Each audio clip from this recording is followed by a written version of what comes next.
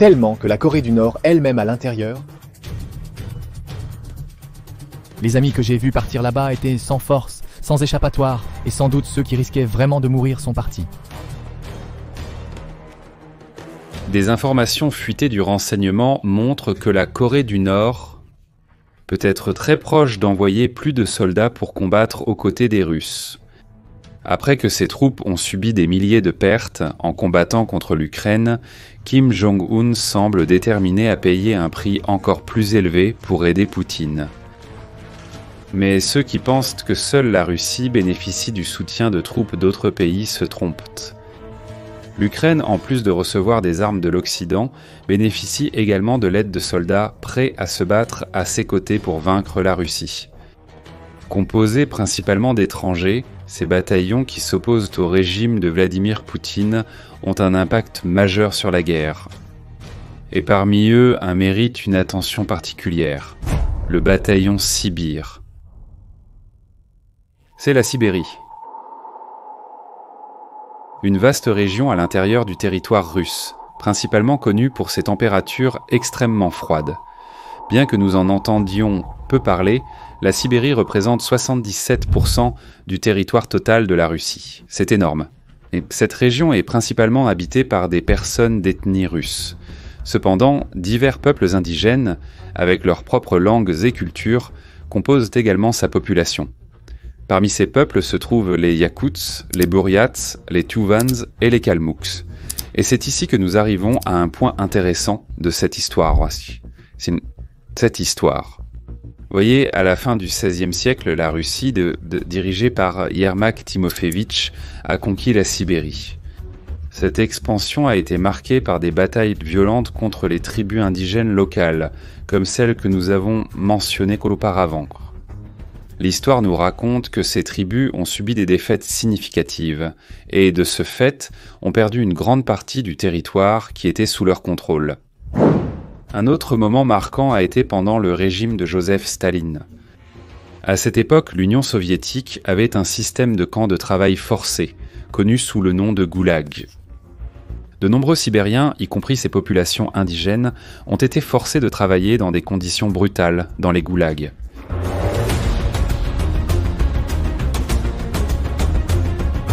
Ils devaient affronter des températures glaciales, travailler jusqu'à ne plus pouvoir supporter le froid intense, tout en recevant peu de nourriture et beaucoup de violence en retour.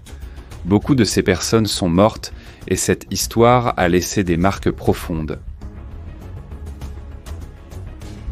Mais cette répression n'a pas seulement été physique, elle a également eu un impact énorme sur la culture et l'identité de ces tribus. C'est parce que, avec le temps, le gouvernement soviétique a essayé d'effacer leurs traditions et d'imposer la culture russe à eux. En d'autres termes, ils voulaient imposer leur langue et leur culture aux indigènes qui restaient là.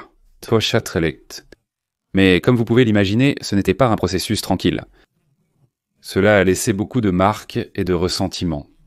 Pour vous donner une idée, beaucoup de jeunes descendants de ces tribus apprennent dès leur plus jeune âge que le gouvernement de Vladimir Poutine doit être combattu. Et ils ont plus que de bonnes raisons de défendre cette idée. L'une des principales est la répression constante qu'ils subissent dans leur propre pays. Pour vous donner une idée, la plupart des régions de Sibérie où vivent ces minorités figurent parmi les plus pauvres de Russie. Et les choses ne sont pas du tout faciles pour eux. Vous souvenez-vous de l'année dernière, lorsqu'une grande attaque terroriste a eu lieu à Moscou, dans un centre d'événements appelé Crocus Center. C'était une attaque terrible qui a tué plus de 140 personnes. Initialement, Poutine a essayé d'accuser l'Ukraine et l'Occident. Mais le groupe État islamique a revendiqué l'attentat et a même diffusé des vidéos pour le prouver. Cela a laissé le gouvernement russe totalement perdu, car ils espéraient utiliser l'attaque comme propagande contre l'Ukraine. Mais après l'attentat, le gouvernement russe a lancé une persécution brutale contre les migrants d'origine tadjiki, un peuple d'Asie centrale, les accusant d'être les responsables. Ces migrants travaillant généralement dans des emplois mal rémunérés, comme la collecte des ordures. Les préjugés contre eux ont explosé et beaucoup ont été progressivement expulsés. Maintenant, plusieurs villes russes souffrent même d'accumulation de déchets par manque de travailleurs. Imaginez vivre dans l'une des régions les plus pauvres du pays, avec des déchets accumulés partout. Calmez-vous, cela peut empirer. Récemment, plusieurs inondations ont eu lieu en Russie. Elles ont été principalement causées par l'effondrement de barrages dans différentes régions, y compris dans la ville d'Orsk qui a été partiellement submergée. Le gouvernement a été lourdement critiqué pour la corruption et l'incompétence car ces problèmes auraient pu être évités avec un meilleur entretien. Et savez-vous quelle a été la réponse officielle ? Envoyer des prêtres pour survoler les zones avec des hélicoptères et prier pour les victimes. En plus de tout cela, de nombreux Sibériens sont envoyés pour combattre en première ligne de la guerre contre l'Ukraine. Ils sont attirés par des promesses de salaires élevés, mais la plupart ne survivent pas pour compter l'argent. Et sans conditions minimales pour vivre, sans investissement, sans opportunité, et en voyant leurs jeunes mourir inutilement sur le champ de bataille, le mécontentement n'a fait que croître parmi eux. Pour beaucoup qui appartiennent à ces groupes marginalisés, la victoire de l'Ukraine dans cette guerre signifie se libérer des chaînes russes. C'est alors qu'après que la Russie a envahi l'Ukraine, ils ont commencé à voir une lumière au bout du tunnel, une chance de changer les choses. Seulement, ils ne veulent pas se battre aux côtés de la Russie. Ils rejoignent l'armée ukrainienne. Ils croient ainsi que si l'Ukraine sort victorieuse de la guerre, cela ouvrira la voie pour évincer la Russie du centre du pouvoir et permettra aux habitants de la région d'avoir un plus grand contrôle sur leurs propres ressources et destin. Alors, à la fin de 2023,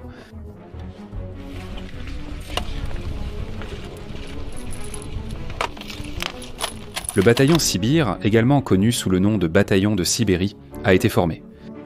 À la tête de ce bataillon se trouve un ancien agent du renseignement russe, nommé Vladislav Amosov. Ce bataillon est principalement composé d'anciens militaires qui ont déserté les forces armées russes, Fondamé Rust.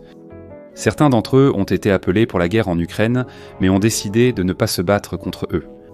Il y a aussi des citoyens ordinaires, beaucoup d'entre eux jeunes, qui ont décidé de prendre les armes comme forme de protestation contre le régime de Poutine. Une grande partie de ces volontaires sont motivés par des expériences personnelles de répression politique ou par des membres de leur famille qui ont été affectés par les politiques autoritaires du gouvernement russe. Il y a aussi quelques activistes et opposants qui voient une opportunité de poursuivre leur lutte contre le gouvernement de Poutine. Pour la plupart d'entre eux, la décision de se battre aux côtés de l'Ukraine est une façon de résister au régime de Poutine et de défendre les valeurs démocratiques.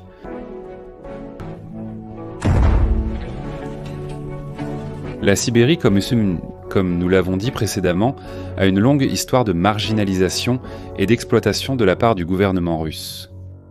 Et cela explique pourquoi, dès que le bataillon a été créé, plus de 60 hommes se sont portés volontaires pour participer immédiatement. Et depuis lors, le bataillon a continué à augmenter sa taille. Il est difficile d'estimer combien de membres actifs le bataillon a actuellement, mais certains rapports indiquent environ 300. Je sais qu'à ce moment, vous devez penser à 300 hommes, mais cela ne fait aucune différence dans la guerre. La Russie a un nombre beaucoup plus grand de soldats pour combattre. Mais c'est là que ça devient intéressant. D'abord parce que le bataillon de Sibérie n'est pas seul dans ce combat. Ils sont le 3e bataillon d'étrangers à être formé depuis le début de la guerre.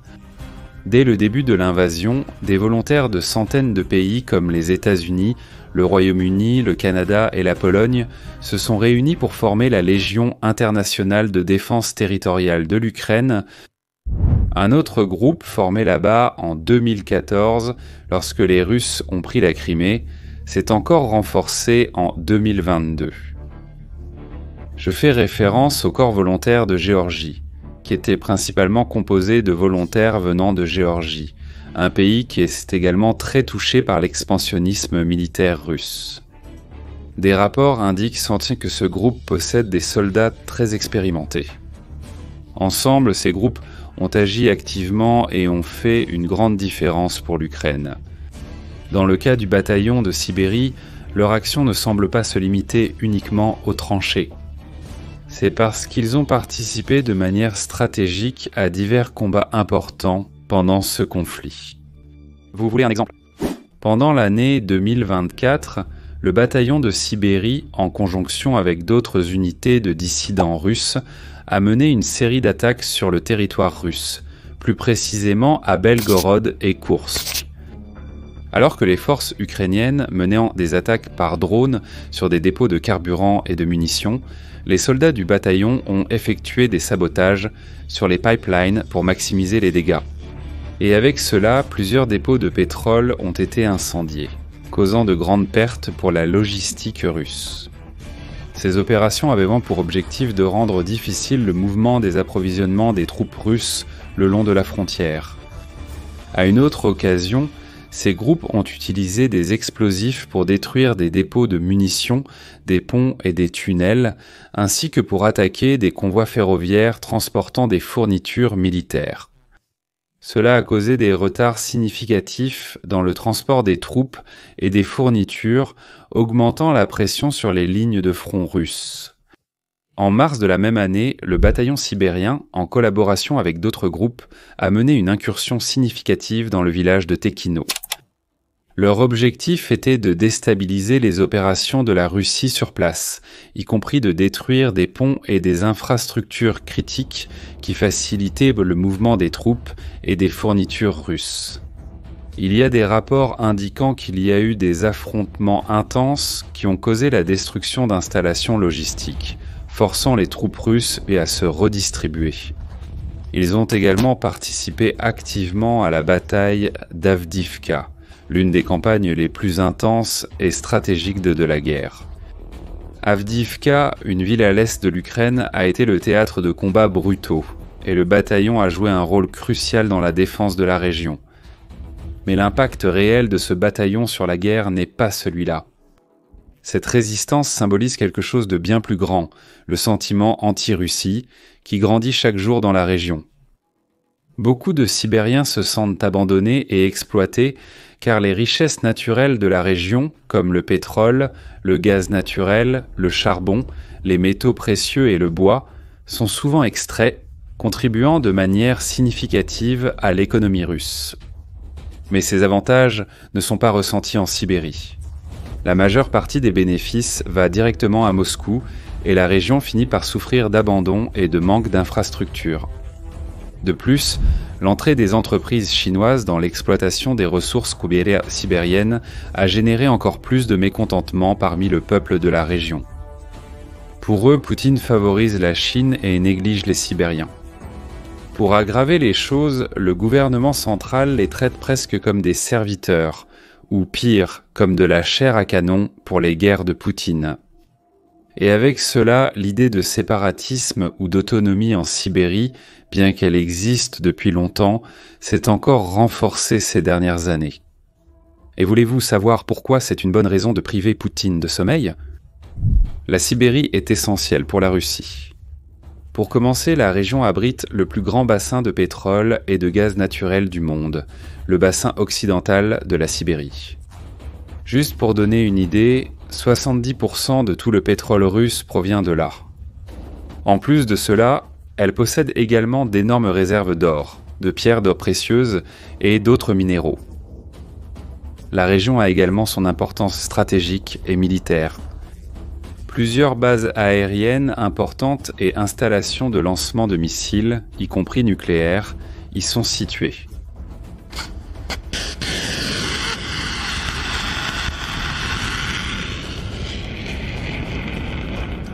Étant un territoire vaste et inhabité, la Sibérie est également devenue l'endroit parfait pour les forces armées russes pour mener des exercices à grande échelle impliquant le mouvement de troupes, de véhicules blindés et d'hélicoptères sans grandes interruptions ou préoccupations pour la population civile. La région abrite également plusieurs usines et installations de développement qui produisent de tout, des armes et des véhicules à la technologie de défense avancée, aidant à maintenir l'autosuffisance militaire de la Russie. Alors, voulez-vous savoir ce qui est vraiment en jeu ici ? Eh bien, si la Russie perd la guerre contre l'Ukraine, la situation pourrait changer radicalement. les peuples indigènes de Sibérie, déjà fatigués de années d'exploitation et de marginalisation, peuvent intensifier leurs efforts pour obtenir l'indépendance. Imaginez avec le soutien international la Sibérie se battant pour l'autonomie. Ce serait un coup dévastateur pour le gouvernement central russe. Comme vous pouvez le voir, ces mouvements séparatistes révèlent en quelque chose de surprenant, l'insatisfaction croissante envers le gouvernement russe. Et si la séparation de la Sibérie devait se produire, cela signifierait l'effondrement définitif de la Fédération russe, le bataillon Sibir. Eh bien, ils sont un symbole de tout cela, de la résistance, du désir de liberté et de la lutte contre l'oppression russe. Dans un scénario où l'Ukraine gagnerait cette guerre, l'espoir d'une nouvelle ère pour la Sibérie pourrait devenir réalité. Et c'est quelque chose que Poutine craint profondément. Si vous avez aimé la vidéo et que vous voulez continuer à suivre ces histoires, n'oubliez pas de vous abonner à la chaîne, de laisser votre like et d'activer les notifications. Merci beaucoup d'avoir regardé et à la prochaine.